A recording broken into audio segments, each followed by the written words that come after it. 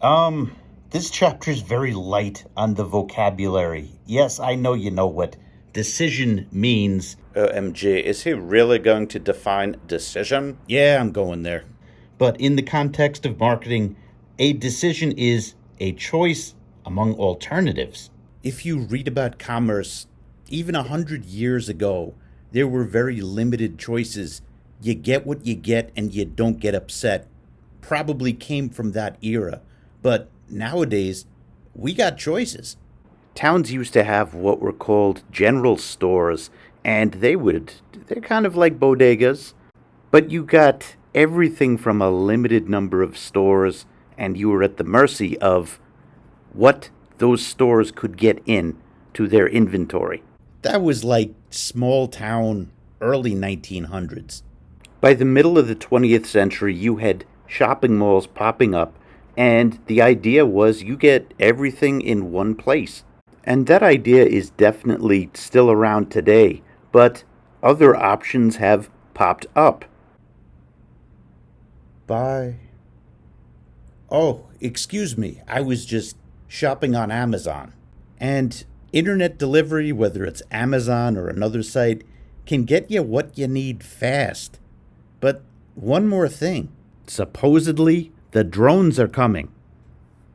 My point is, anybody who is alive today has endless choices on what to buy. You could get stuff from the opposite end of the earth delivered to you in a reasonable amount of time. And that's pretty amazing, and that helps the consumer. But now we have overwhelming decisions a lot of the time. And this chapter tells us about the process for choosing something significant. This isn't going to apply to a pack of gum, but for big ticket items, this applies. Recognize a need, identify alternatives, evaluate choices, make a decision, assess satisfaction. Stage one is recognize a need, and I'll bet that the majority of you watching this, either you just got your first car or you're pondering what your first car is going to be. Yeah, eventually, hey mom, could you drive me to my date? No, no, no, no, no. Like, that's just not going to work. And also, I mean, just walking someplace versus driving, come on, man. It's a lot faster, a lot easier. That's what you call recognizing a need. It's a realization, yeah, I need something. Stage two, identify or identify alternatives. Now, in terms of modes of transportation, like there's these cool electric bikes now, and if you don't have to pack a lot of stuff, it might be an option for you. I mean, look at this. There is one $700. You don't have to pay for gasoline, you just recharge it.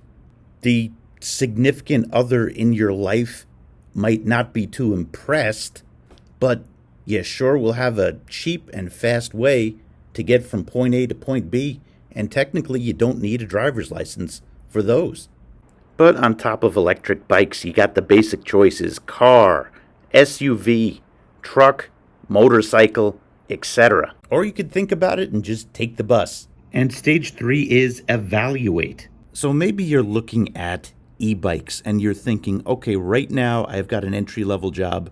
I'm making $15, $16 an hour. So this is something that is accessible to me. Let's see if there's any problems. You do a search and you see it's been well documented that the batteries have caught fire on the e-bikes quite a bit, and that's something that you just can't chance. Or your girlfriend breaks it to you that she's seen the movie Dumb and Dumber and remembers that bike scene, and she won't get on the bike. She won't ride the bike with you. You got to do something else. Yeah, do something else, man. Maybe you read up on leasing versus buying a car. Like, what are the pros and cons of that? That all falls into evaluate choices. Out of these five, the two that you spend the most time on are identify alternatives and evaluate choices. I mean, you recognize a need almost instantly. It's a realization. You realize you need something. Making a decision, well, the decision is kind of fast, but it's from these two, from the search that you do in these two. And this comes afterwards. That can also take time, but usually you don't think about it. So I would say that the two that you spend the most time on: identify alternatives and evaluate choices.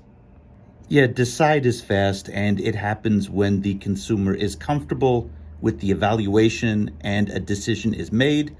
And then there is assess, and that is whether you will come back.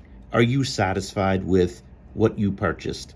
So the second goal is understand how business can use the marketing concept in various types of competition.